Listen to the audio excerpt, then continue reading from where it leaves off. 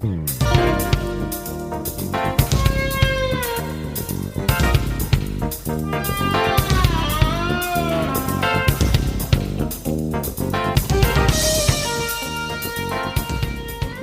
to the More Perfect Union, the podcast that offers real debate without the hate. I'm Kevin Kelton, and as we record this episode, it is the 4th of July. It is evening, and so if you are one of our many dog or cat listeners, you may be hearing some fireworks in the background. This may not be your favorite episode, so please bear with us. There's not much we can do about that. Also joining me tonight is Ward Anderson. Always a pleasure to be here as the redheaded stepchild of the More Perfect Union podcast. We call him Ginger. And Greg Matusak. So I guess if you're Ginger, that makes me Marianne. I'm happy to be here, Kevin. I want to thank all our forefathers because I have achieved their dream after writing the Constitution, because I spent the 4th of July in celebration by doing absolutely nothing. I grilled some cheeseburgers, and I think that's about it. Thank you. I wish I had more to contribute to this country at this point. So before we jump into what's going on in the world this week, we want to talk about what's going on the More Perfect Union podcast next week, because we're going to have what we consider a very special guest, Congressman Eric Swalwell, representative from California, who you've seen not only on committees in Congress and during the impeachment hearings, but you've seen him on MSNBC, CNN, even probably Fox News. He's one of the more outspoken Democrats out there. He's going to be joining us next week on the July 11th episode. So please make sure to tune in for that. We'll talk more about that next week when he's here with us.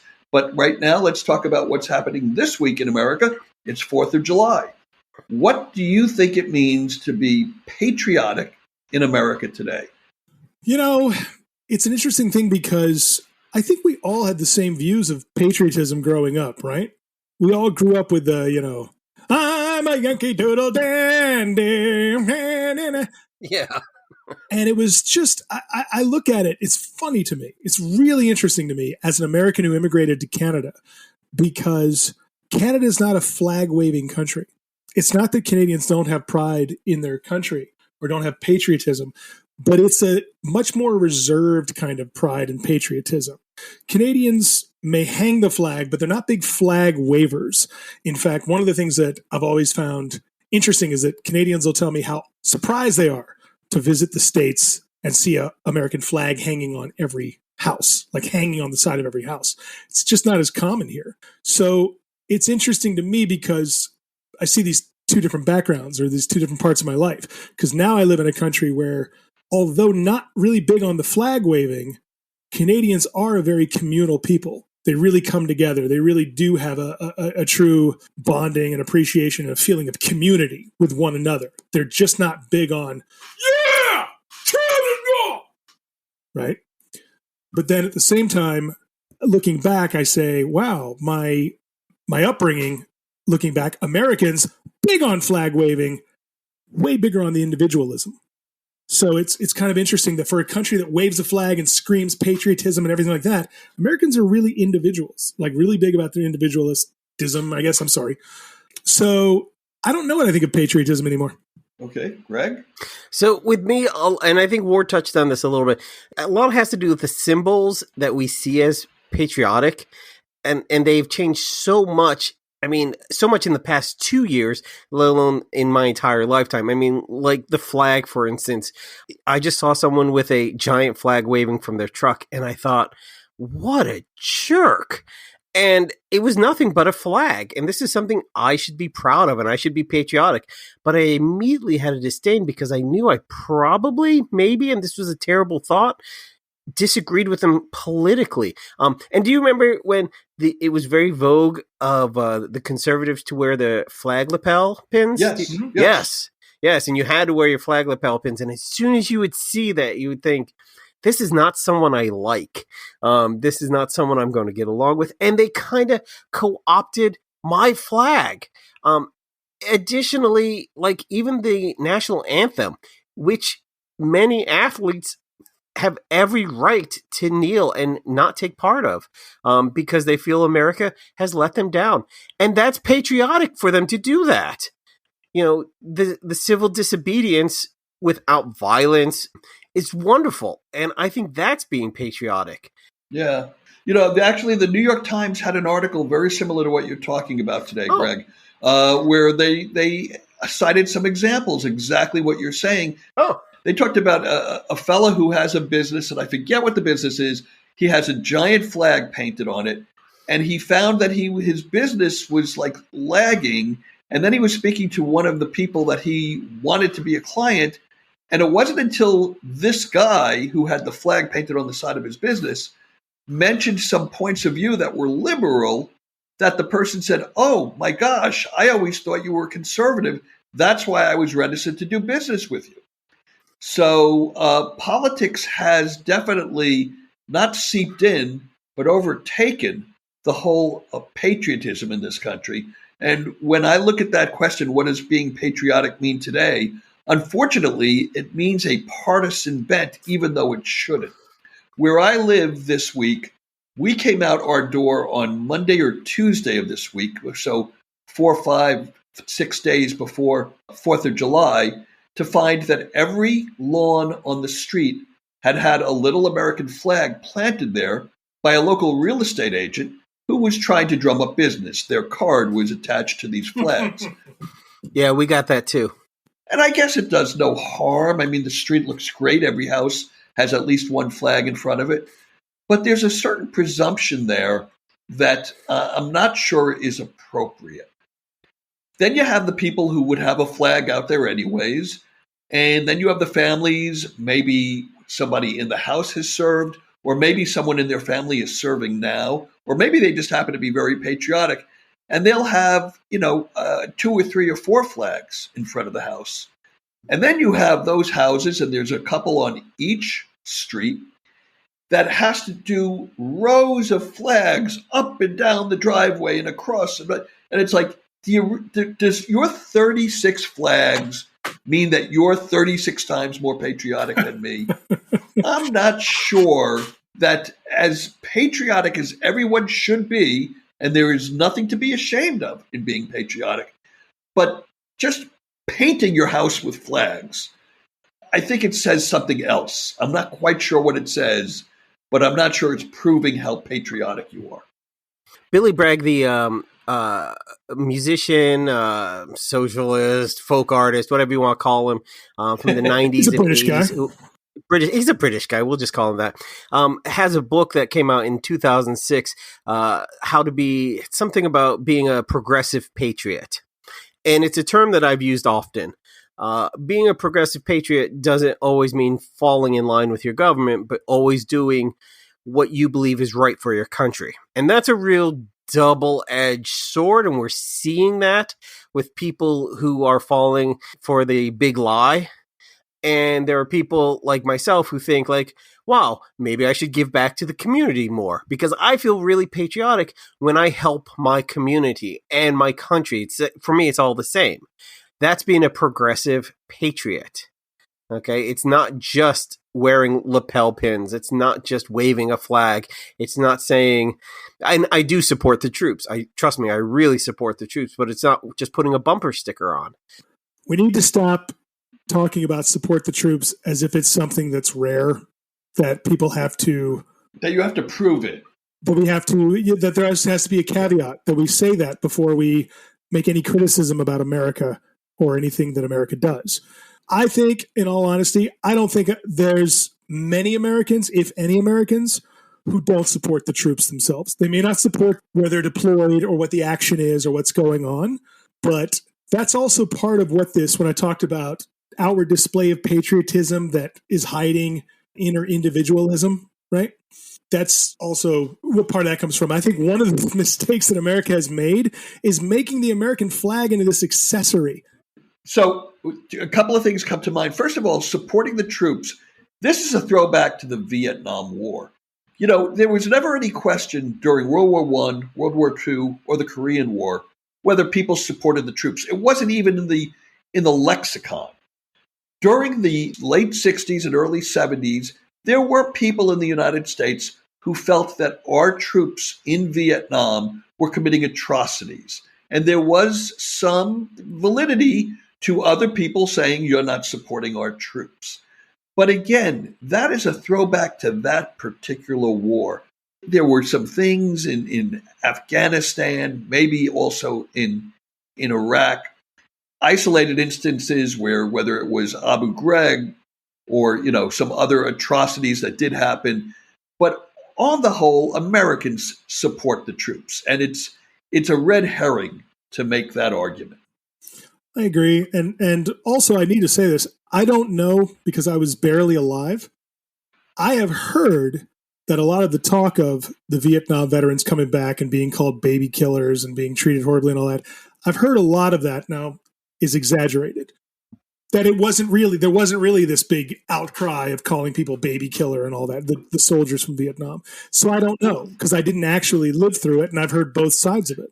Well, the answer is it did happen. It did not happen probably to the extent that history has painted it. And again, that's probably not uncommon that things get, blown out of proportion. Sure. There were instances where troops came off of planes and they were spit on and they were called names. And there were probably instances where these same veterans or maybe people on leave were in the States and were, verbally accosted by hippies or anyone else. Yeah. But you're right, Ward. I don't think it was quite as widespread as some people with a political agenda want to make you think it was. Well, you have to also remember this was one of the first times we had a war where we had a very large counterculture element in America. And previous, when people came back from wars, there was a band playing. There were hot and cold nurses waiting for everybody. We've all seen the Time Life cover. You're allowed to grab any nurse, kiss her on Times Square. Everyone had a ticket for that. Okay, but we've gotten a little off topic. We're talking about the troops. We wanted to talk about being patriotic. Fair enough. And another thought that, I've been thinking about this week is the idea of people who'll say, well, I fought for that flag. I went over there and I fought for that flag. If you fought for the flag, you really don't know what you were doing in the Army because we do not send people to war for the flag. We send them for political, geopolitical reasons, for national security reasons, not to defend the flag and protect American values. That is all bullshit. I'm really glad you said that, Kevin, because one thing I heard said years ago, and it took me a while for it to register, and then it dawned on me it's true, and that is no Americans have fought for their freedoms or for the flag since World War II. So although we have been in many conflicts and we've been in wars and we've been overseas and we've fought, at no point since World War II has our freedom been remotely something that we were fighting for. I'm actually kind of tired of hearing, I fought for your freedoms. And I go, there were none of my freedoms that were threatened that you needed to go into Iraq for. And I don't blame the troops for that. I respect any person that put on a uniform for this country. I respect any human being that put on a uniform. And further, even more respect for those who also were sent to put themselves in harm's way. Yep. But that said, if you believe that you did that to protect freedom or to defend the flag, you think politically at a 7th grade level. All right, let me add just. I don't think they really want all troops to be, geopolitical science majors discussing this is the real reason we're here. They want it really keep it cut and dry. You're here for mom, apple pie, and to make sure that little Susie can get up in the morning without terrorists under her bed. And it's easier for everybody. And you in the military if that's how they believe the system works. And remember, they're recruiting 17-year-olds and 18-year-olds who hey, this would be great. You'll be flying jets and most of them are marching in sand, and it's dreadful. But I don't think that they need to explain every geopolitical conflict to every soldier. Okay, well, I'm going to very respectfully disagree with you, Greg. I hear what you're saying. I get it. And listen, I've never been in the military. Maybe someday we'll hear from someone who was a medium rank or a higher ranking officer in the military who could tell us, yes, Greg Matusek was right. We need to train them at that basic level. You're fighting for the flag and apple pie and your mom. But I think that you can tell troops, listen, you don't have to be Henry Kissinger and they don't have to be Henry Kissinger. But you can tell them we are fighting for this geopolitical reason, and it is important enough to the United States that your risk, what you're putting down for your country, is worth it. You do not have to baby them and tell them that they are fighting for an ideal that hasn't been true, like you said, since World War II or possibly earlier. That's just my opinion.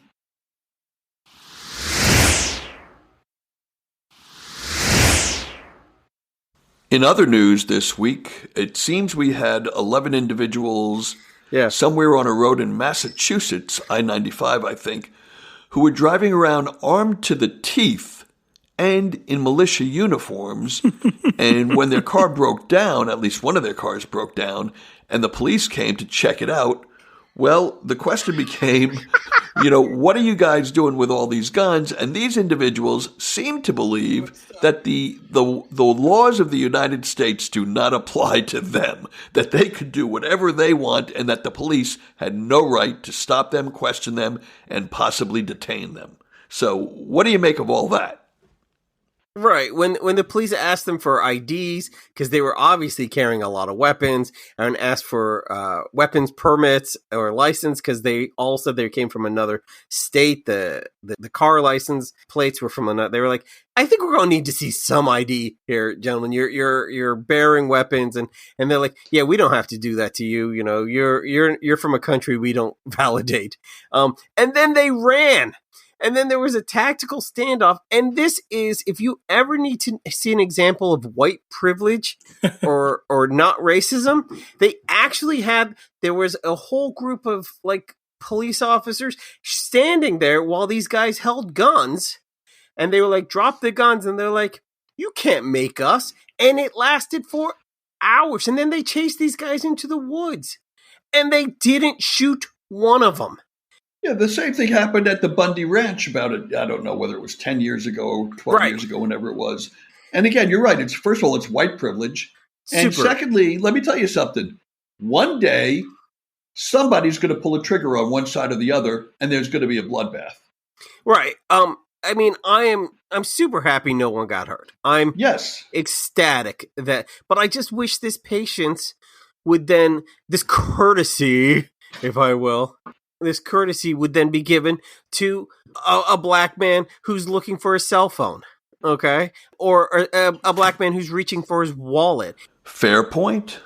So anyways, for whatever reason, we have 11 people who were taken into custody. Luckily, as Greg said, there was nobody was harmed. There was no shooting. But it does not bode well for where this country is going that we have groups like this. And I've researched this because I'm working on a screenplay about it. There are hundreds, if not thousands, but certainly hundreds of organizations across this country in every single state that have these people who think that they are their own militia, just waiting for the Civil War to start. And they have itchy trigger fingers. And one day, one of those trigger fingers is going to go boom. And that may just start a civil war. It's scary. It is scary. You know who else is scary? Allen Weisselberg of the Trump Organization. Is he scared or is he scary? I think he is scary because this dude is willing to risk 3 to 7 years in prison for Donald Trump. That is a hell of a risk to take. When Paul Manafort took that risk, and Roger Stone took that risk, and Rick Gates maybe took that risk. I'm not quite sure whether he pled out or whether he was, what his deal was. They had Donald Trump in the White House and a pretty good idea that he would at some point pardon them. Allen Weisselberg is playing a very long game here if he is betting on Donald Trump to win the presidency again to give him a pardon. You know what? At the same time, you wonder, is somebody out there come to some of these guys and go, "You'll be taken care of. When you're out, you'll be fine. You'll be taken care of. You'll never worry the rest of your life, blah, blah, blah." I don't know. I don't mean a bribe, but I just mean like reassurance, like take one for the team and, Well, okay. So what he's being accused of, I mean, at this point, we can only say what he's done. I mean, why don't we just skip to it? Is he's taken, according to Trump's admitted it at this point, fringe benefits of being an executive. He got a free apartment. He had a free corporate apartment, which he's supposed to pay income on because it's technically income. Right, and they paid for his grandson's college education or education. Yep. And he didn't pay income on that. He didn't pay taxes on that income, right? And cars and things like this. This is tax evasion. Yes, this is not a perk of the job. This is not a perk of the job. The perk is the item if you pay taxes on it. There are no fringe benefits that are tax-free. Right, and I know for a fact if my work said, hey, we're going to pay for your house for a year, and you're going to live in it, I would have to pay. This would be seen as a benefit. I would have to, pay taxes on it. It would show up in my check. All right. Of course. The only thing is, according to what I've read, most people don't get served time on this. This is sort of like a slap on the wrist because, well, Wall Street. No one prosecutes Wall Street, and if the district attorney does go after them, this is obviously political, or they're waiting and they're trying to find something bigger. So Weisselberg, has a chance. He's waiting to see whether he can plead out on it and maybe not get jail time, or if they're going to try to get him to say something bigger, like perhaps Ivanka. Maybe they gave her a house and she didn't pay taxes on it as a consultant and an employee. In which case, he's not going to do that. Well, I can tell you this also.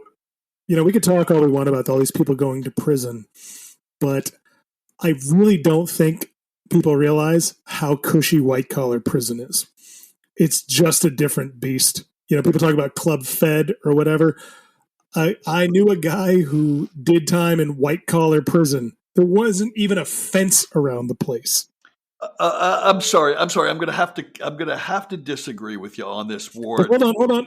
Let me just say this. Hold on. I'm not totally done yet because someone I grew up with was convicted of a white collar crime and didn't even have to do that. He got to rent a house in California and stay under house arrest during his incarceration, and just spent a year living by himself in a house. That's not true. Look at what Paul Manafort went through. It's true. It happened I'm telling you, it happened to somebody I know. I'm telling you. Okay, but it ain't going to happen to Weisselberg. And if you listen to Michael Cohen, he was in prison, and he said, you may think that it's like, something out of Goodfellas where they're all, slicing garlic and cooking up sauce for the pasta. It's not a party. It's not a party. Now, I can't speak to who you know and their experience, and maybe that is, in fact, correct. But I also know what Paul Manafort went through. I know what Michael Cohen went through. I know what some of these other people went through. The idea that Allen Weisselberg has no worries. He is a 70-year-old man. He wants to be with his grandchildren. He wants to be with his wife. He wants to maybe retire. He doesn't want to be in any federal institution. Agreed, but yet at the same time, Manafort and why did I just draw a blank? Cohen. Michael Cohen. Manafort and Cohen weren't in prison. They were in jail, and there's a difference. They were in jail, and they had not yet been permanently located in a prison. And so eventually, had they been, they each probably would have wound up in a minimum security camp. Now, not all of them, and I'm not saying that a minimum security camp is all cushy and they're going to be living the life of Riley. I'm just saying it really isn't the same as going to prison and doing hard time. Okay. Well, you know who is in prison this week? I don't know whether you guys saw this in the news. There's a former U.S. Treasury Department official named Natalie Edwards, who apparently leaked some confidential banking information about Paul Manafort that led to his prosecution and conviction. She considered herself a whistleblower, The government did not, and the judge who heard her case did not, and she's now serving 6 months in prison for leaking information about Paul Manafort's crimes. But they threw the book at her. Well, did she leak it to the media? Apparently, yes. Then yes, she should go to jail. Well, there you go.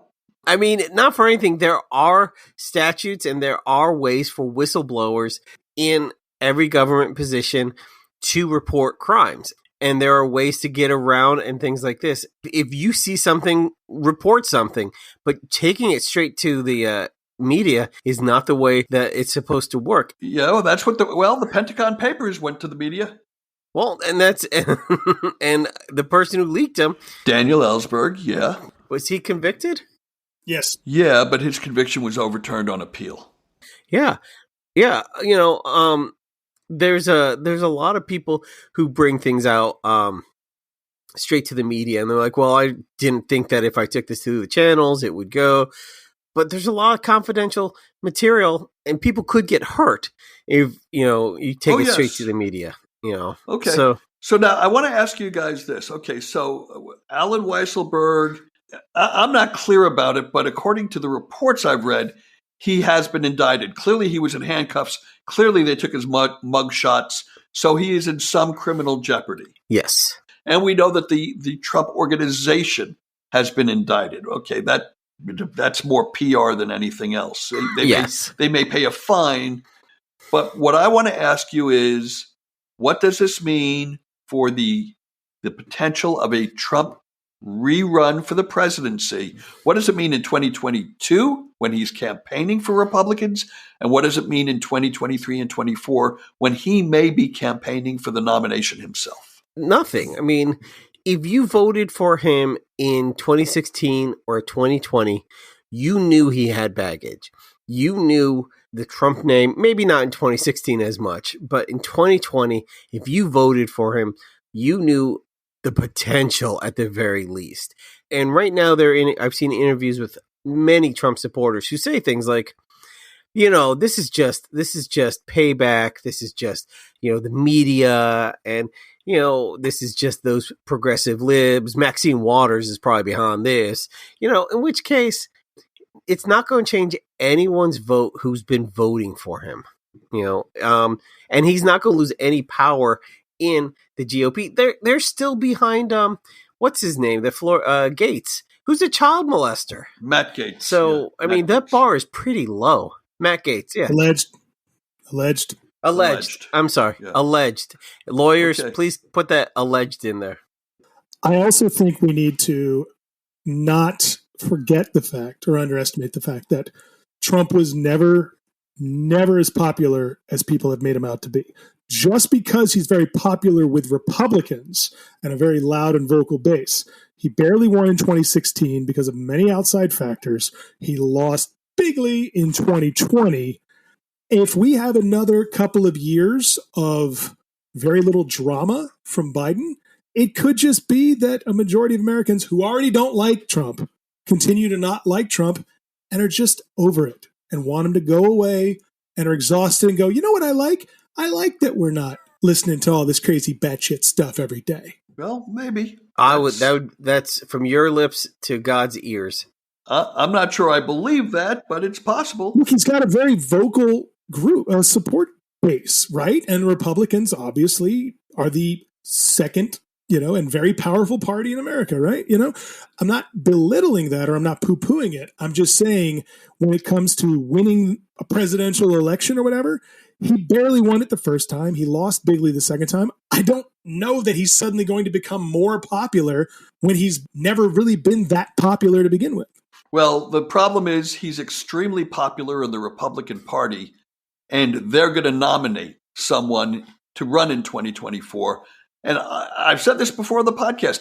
I don't see who in America is going to take that nomination away from him if he tosses his hat in the ring. I don't see who's going to win in Iowa against him. I don't see who's going to win in New Hampshire against him. And we can run down the states. I don't see who is going to beat him in a primary. History may prove me wrong. No, I agree with that. I just don't think he'll win in the general. Okay. Okay. Actually, I think DeSantis, I know I don't want to get into it too much because we'll talk about this for the next 3 years, but I think DeSantis might be able to beat him in a primary. I don't believe he couldn't. I don't think he could beat him in his own family. Yeah, I agree. I just do not believe that Ron DeSantis is going to beat him in Florida or any place else. Marco Rubio couldn't beat him in Florida. John Kasich couldn't beat him in Ohio. No one likes John Kasich. And I don't believe Ted Cruz could beat him in Texas. I don't think anyone is beating Donald Trump, especially in Florida. Ron DeSantis? Oh, please. First of all, DeSantis comes across like a sniveling little even to Republicans. I don't see him being a threat to Donald Trump whatsoever. Okay? I'm not saying that there'll never be somebody, but it won't be DeSantis. But look, I'm saying, yes, Trump, of course, most likely would be the nomination if he put his hat in the ring in 2024. I'm just saying I honestly don't see America suddenly deciding after they threw him out in 2020. I really don't see them going, I want to go back to all that shit. I just don't. I just don't see it. I'm not saying Republicans won't do that, but Republicans did that with Bush Sr. They tried it with Jeb Bush, and they tried it with John McCain. I mean, like, plenty of Republicans who were very popular with Republicans have been rejected by the general public. Yeah, okay. Yeah. Including Donald Trump in 2020.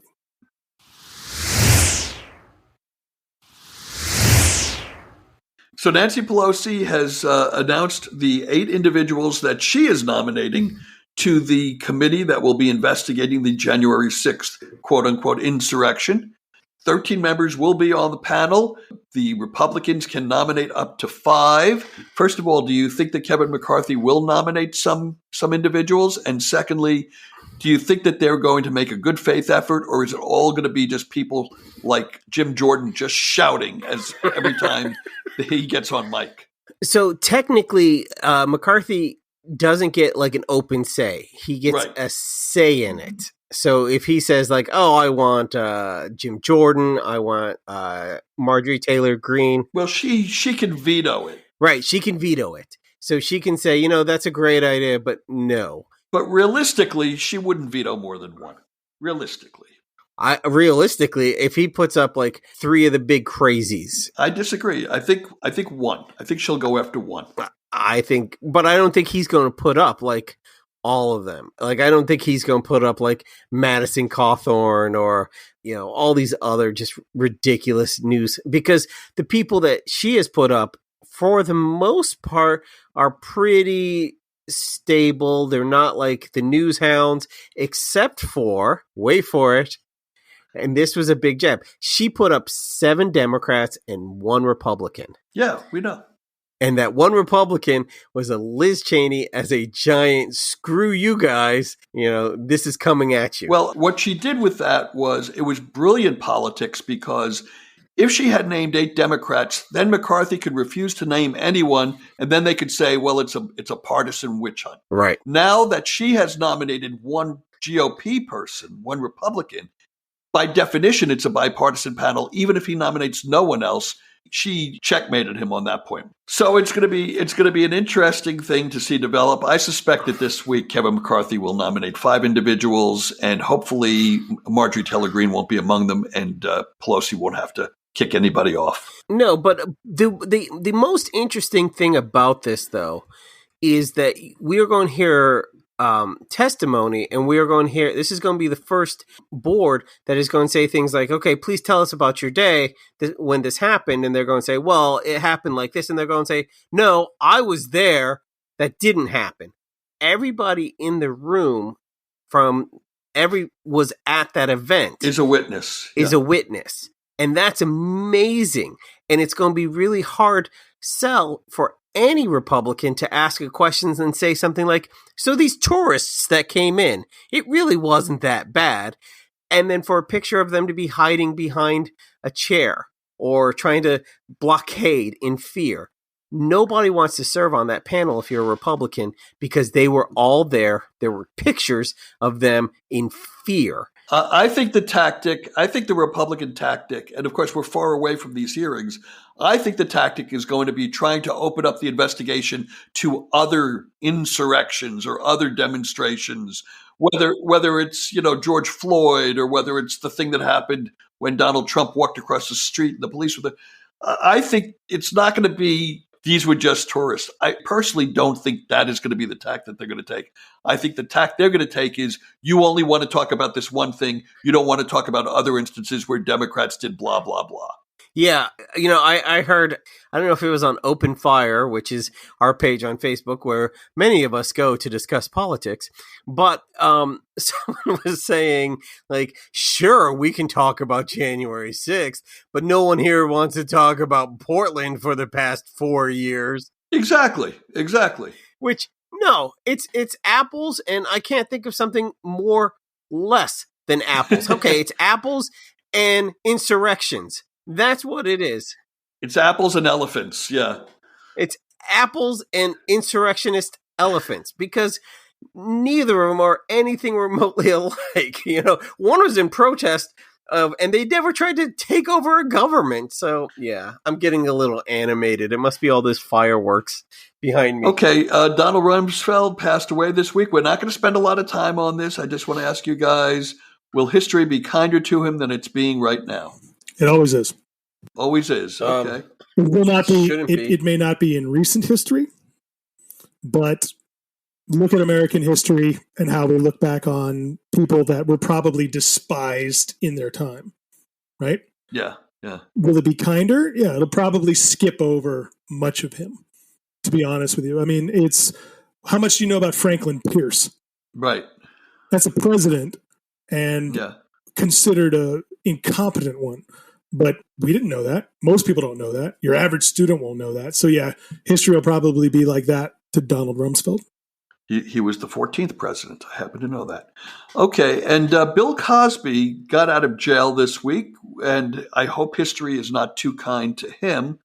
I have a theory about what the court should have done, but before I get off on my semi-high horse, Greg, what did you think of this whole thing? Did you think that this was justice because the judges and the appellate circuit found that there was misuse of testimony in the civil trial and therefore his rights had been violated? Or do you think that the judges overstepped? Yeah, double check with me, because if I get the story correct, like 5 years ago, or was it 10 years? It was a while ago. A long time ago. The local DA said, hey, whatever you tell me, I won't prosecute you. Okay. But it wasn't in writing. It wasn't. And he never actually said it to Bill Cosby. Supposedly he implied it to the lawyer who then. Well, let me clarify. This was the district attorney at the time who went on to become one of Donald Trump's attorneys. That has nothing to do with this case. Sure. He did put in writing that he did not intend to ever prosecute Cosby on those charges. But he did say that he was withhold. I don't have the exact wording in front of me, but he said pending future developments. So there was a caveat in there.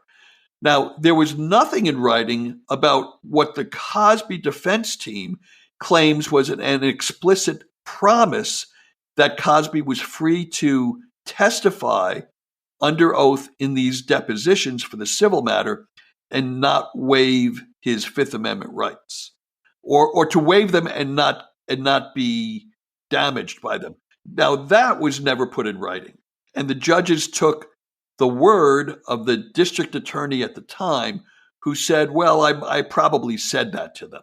Yeah, look, no justice was served. I mean, he did it. Cosby knows he did it. Well, listen, everybody knows he slept with these 49 women, and slept is a loose word. Believe me, I'm not taking his side on this. Everybody knows that he had sexual intercourse with these 49 women or some kind of sexual activity. The question is, was it a criminal act because he drugged them? I believe it was. Yes. That shouldn't be like a question. I mean, he drugged him, he raped him, and then he either lied about it or he got out on a technicality. There was no justice served. And it's a shame, and that he now expects an apology from the world, that he feels like he should. Yeah, I mean, and that's the worst part about this. Well, this is the thing. With somebody like Cosby, he got fucking lucky. Okay, anytime you're convicted of a major felony and you somehow get out of prison, you're lucky. And when they have to then go on this kind of like, now you need to apologize to me because I was right all along tour, he's going to lose any potential for public, sympathy or at least compassion if he starts pulling that crap. Ward? Well, and generally, I think that even though this frees Bill Cosby, I don't think anyone has changed their view on him or their opinion on him. The people I noticed who thought he was vindicated were the people that have been insisting all along that he shouldn't have gone to prison. Right? But for the rest of us who think what he did was a crime and he should be held accountable for it, him being out doesn't change that. And so, I said this on Facebook the other day. I said, this doesn't suddenly mean he's innocent. And I don't know anyone who thinks that, who wasn't already defending him. Well, technically it does. You are innocent until proven guilty. And the verdict was thrown out. No, it makes him not guilty. It doesn't make him innocent. No, that's not correct. A verdict of not guilty makes him not guilty. This verdict was thrown out, and you are innocent until proven guilty. Well, shit. I was going to say it was overturned, but is overturned? Does that then mean it's a never conviction as well? Yes. But anyway, okay. That said. My point is whether or not it's been vacated and he's in the eyes of the law, innocent, I don't think there's anybody that has changed their mind. I know we're getting into legal weeds here, and I'm not an attorney, and I may misspeak now, but as I understand it, it was not vacated. It was overturned as if it never happened. What I think the court should have done, this is what I think the panel of 3 judges should have done, the appellate court panel. I think they should have vacated, set aside the guilty verdict, and sent it back for a new trial, but without that deposition testimony being allowed in trial. I think that they went too far to throw out the conviction and say he can never be tried again. I understand that the statute of limitations technically now has run out because from the trial to now would have been outside of the statute of limitations. But what I think the court should have done was said, we are setting this back to where the district attorney's office was pre-trial. We are giving them a finite amount of time. And I don't care whether it was 5 days, 30 days, or if it was 48 hours. They should have given them a finite amount of time to make a determination as to whether they wanted to retry Cosby, but not use the testimony that the defense contends and the judges agreed was too incriminating because he had given up his Fifth Amendment rights. I mean, we're talking about charges of sexual molestation. You don't just throw it out and say, well, the court, or rather the prosecutor and the initial judge hearing the case made a technical mistake, therefore we're just letting this person go. No, fix the technical mistake and then let the justice system try again. That's my opinion. Again, there may be attorneys who will tell us why that could not have happened, but that's what I wish had happened. Yeah, I agree. That's a valid argument. Absolutely. Okay. And then let's see, what else do we want to talk about? Allison Mack. Ward, there's a photo of you with a woman named Allison Mack who was part of a sex cult. What does that say about you? Oh, well, it says that my cult just wasn't as attractive as the one that she wound up joining. But yeah, there's a picture of me that I posted on Facebook of Allison Mack, who was convicted to 3 years in prison this week for being part of the NXIVM sex cult and recruiting women to be in the NXIVM sex cult. Alison Mack was an actress most known for Smallville TV series that was on for 10 seasons on the WB network. And that's how I met her. I actually interviewed her for my previous talk radio program. And I got to have a nice chat with her back in, I think it was 2017 or 2018, that photo was taken. And, she was perfectly charming for the 10 minutes I talked to her, and she did not try to recruit me into a sex cult. But it's funny, if she serves fully 3 years, she will spend more time in prison than Bill Cosby. Yeah. And it wasn't just for the charges were, I believe, like slavery and human trafficking. I mean, it was that her part in the sex cult. It wasn't just having a sex cult. Lord knows I've had a sex cult. I was its only member, but there were more charges than just having a sex cult. Yeah. If I'm correct. Yeah, oh yeah. Yeah. Did you guys see the documentary about? It's on my list. I haven't gotten to it yet. Yeah. I watched part of it until my kids came in. Yeah, you can't watch that with teenagers in the room. No. And to be quite honest, I think I've always thought, I probably still do think Alison Mack was a very talented actress. Her run on Smallville, but also she did a small run on Wilfred with Elijah Wood. She was in the third, I think, and even the last season. Really smart. So, it's a shame that, she made a lot of bad choices, but you do bad things and you go to prison. I hope Bill Cosby's watching. Oh, wait, he's blind. Good. Oh, yeah. If there's a theme to this, you do bad things and you go to prison, except if you're Allen Weisselberg or the Michigan militia guys or Bill Cosby. They're Rhode Island militia guys, I think. Oh, it was Massachusetts. I said earlier Michigan, and thank you. It was Massachusetts where they were caught. They were found in Massachusetts, yes. But they had Rhode Island plates. Thank you. I'm glad that we corrected that before the end of the podcast. You are my PolitiFact, Greg Matusak. Yes, I am your I'm Mr. Atlas. And you know who didn't make it into the episode? Who's that? Condescending Paul Giamatti. What happened to condescending Paul Giamatti? He was supposed to be on this episode. Whatever happened to condescending Paul Giamatti? Let me tell you something, sirs. You have come here speaking to me this evening, taking me away from something very important. Just so I could come here and talk to you about your silly little podcast. Let me tell you, sirs, I will not be treated this way. Ward always bringing the most esoteric impressions to the podcast, and that cracks me up. We want to thank everybody for listening. If you enjoy what we do here, please follow us on Twitter at NPU Podcast and on Instagram at NPU Fan Club. And don't forget to share our link on your Facebook timeline so your friends can discover us as well. Ward, what do you have on tap for the post-July 4th week? You know what? It's difficult to tell people to search these things, but I do have 2 cartoons that I directed, which were released in the past week. 2 cartoon music videos.